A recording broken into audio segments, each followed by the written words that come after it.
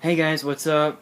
Today I'm going to talk to you guys about my predictions for WWE Night of Champions live from Houston, Texas, exclusively on the WWE Network. The first match that I'm going to talk about is the kickoff show. It is a six-man tag team match between Neville and the Lucha Dragons against Stardust and the Ascension. You know what? Honestly, to be honest, I don't know why Stardust would go after a guy like Neville, who, in my mind, I see a lot of potential in Neville. I can see him as a future WWE World Heavyweight Champion. I don't know why Stardust would go after him, but if I had to guess of who would win, I would probably say Neville and the Lucha Dragons. Um, there's no theory that someone that an old friend of mine once used. He said, "The quicker the superstar, the more chances he'll win." In this case, Neville and the Lucha Dragons. So that's who I'm going for. The next one on my list, it is for the Tag Team Championship. The return of the Dudley Boys versus against the New Day. To be honest, I've seen the Dudley Boys both in tag team and in singles competition. They're pretty good, winning tag team championships from WWE, WCW, ECW, and other wrestling promotions in their entire careers. And the New Day,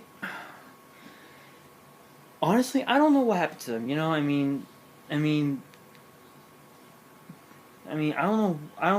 don't know what's gone into them. But I gotta go with the Dudley Boys winning their 10th WWE Tag Team Championship would really help them with their careers and hopefully get them into the Hall of Fame. The next one on my list, it is a rivalry that went from professional to personal. Dolph Ziggler versus Rusev. Now, to be honest, this whole thing started pretty much over the summer, when Lana broke up with Rusev and decided to go out with Ziggler, and then Summer Rae got involved after she was with The Miz, obviously. Now that Lana is in had now that Lana is recovering from her wrist injury. By the way, quick shout out to Lana. I hope that you return, that you come back soon. On behalf of myself and the entire WWE universe, we miss you. I gotta go with Dolph Ziggler. I mean, there were some rumors going around all over Twitter, Facebook, Instagram, wherever, saying that saying that something will happen between Lana and Summer Rae. Problem is, I'm just not sure what. Alright, so the next match on our list is for the Divas Championship. Charlotte will challenge Nikki Bella for the Divas Championship. Now, as you guys saw on Monday Night Raw last week, Charlotte did win the match. However, it was Brie who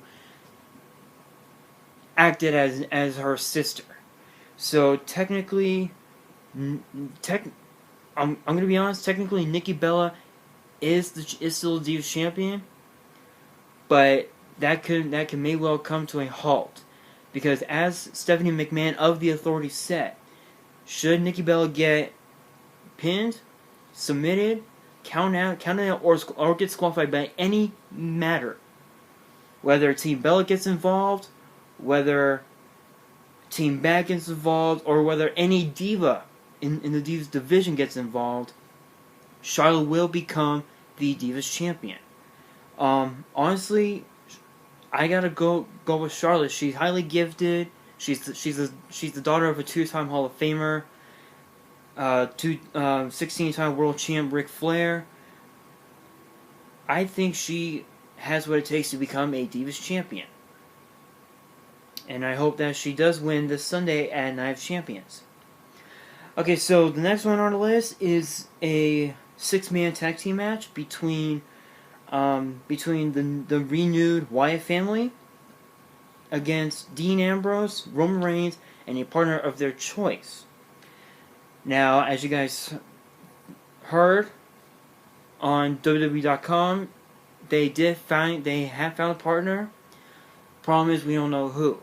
Now, from what I heard, there was a rumor going around saying that it's going to be a former world champion, a former WWE world champion. From what I know, I mean, there's so many former world champions. I mean, it's hard to tell who will be their partner. And with Braun Strowman as the newest member of the Wyatt family, I truly believe that Braun Strowman will take the Wyatt family to new heights. But I don't think that the Wyatt family has what it takes to become champions, in my view. So I would definitely have to say Ambrose, Reigns, and their partner of choice. Because Ambrose and Reigns have been in the WWE longer than the Wyatt family, because the Wyatt family debuted in mid 2013, while Ambrose and Reigns, along with Seth Rollins, debuted as the Shield in November of 2012 in the main event of Survivor Series. So I truly believe that Ambrose Reigns and their partner of choice will win. Okay, so now we move on to the Intercontinental Championship between the current champion Ryback and against the challenger Kevin Owens. Honestly, this should be a tough one. I'll admit, Kevin Owens is impressive. Despite the fact that he did beat John Cena earlier this year at the Elimination Chamber earlier this year in his first match, that was impressive. I do believe that he does have what it takes to be champion. Problem is, I don't think it's his time. So I would definitely have to go with Ryback on this one. I would definitely say Ryback will retain the championship. And, we'll see what happens this Sunday. Alright, now we're going to go to a double championship match where Seth Rollins will defend both the United States Championship and the WWE World Heavyweight Championship. For the United States Championship, he'll defend it against John Cena, and for the WWE World Heavyweight Championship, he will defend against the vigilante known as Sting. Now, Cena, we all know that John Cena is a 15-time World Heavyweight Champion. He's a 4-time U.S. Champion, 4-time Tag Team Champion, 2-time Royal Rumble winner, Mr. Money in the Bank. He's won it all. He's been the best. He's fought the best. But honestly, there was a rumor going around saying that after this Sunday, Seth Rollins may turn his back on the Authority and reform the Shield. Well, not as a heel, but as a babyface. From what I heard on social media. But if I had to guess of who might win, I would definitely say John Cena. Being a 5-time, becoming a 5-time United States champion will really bring him one step closer to becoming a first ballot Hall of Famer. I would probably say maybe 10 years. maybe 15 years into the future, he'll be a Hall of Famer. But we'll see what happens. And now for the main event. From what we know, this will be the main event against Sting versus Rollins for the world title. Now we all know that Sting was a part of WCW for many years. He was even a part of the very last episode of WCW Monday Nitro when he went up against Ric Flair. Becoming a 6-time WCW champion, being a part of multiple wrestling promotions in pretty much all of the world, and becoming the best. I gotta say that Sting is indeed, he still has it. He still has what it takes to be champion. However, Seth Rollins thinks he's the man. Well, I'm gonna be honest. John Cena's right. Actually, let me rephrase that. I'm going to take a quote from Ric Flair, from the Nature Boy Ric Flair. To be the man, you got to beat the man. Now, if Seth Rollins can beat both John Cena and Sting this Sunday at Night of Champions, he will indeed be the man. I will give him credit for that. But I got to go with Sting on this one. I truly believe that Sting will become a 7-time World Heavyweight Champion. Alright, well, that's all I have for right now. This is for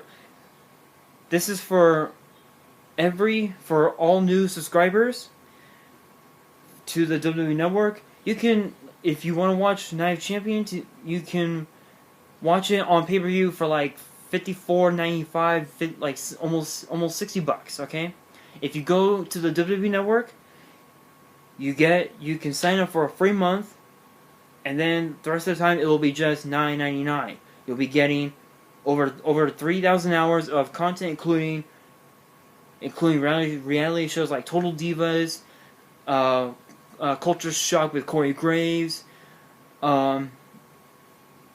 past pay-per-views like WrestleMania, Hell in a Cell, SummerSlam, everything. Everything will be there. So, sign up to the WWE Network right now to watch Night of Champions this Sunday, live from Houston, Texas.